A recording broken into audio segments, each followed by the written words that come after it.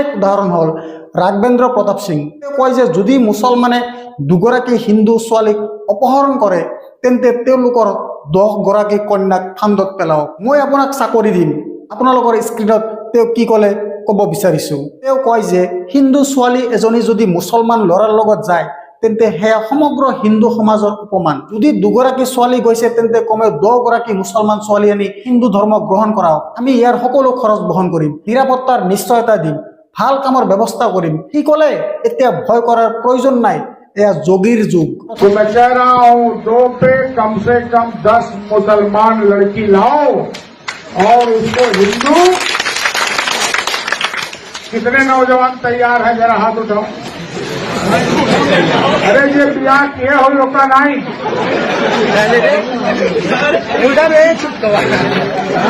2 पे 10 से कम मंजूर नहीं है। शादी हम कराएंगे और ये घोषित करते हैं कि जो लेके आएगा उसको खाने पीने भर का नौकरी भी दिलाएंगे, रोजी रोटी भी दिलाएंगे।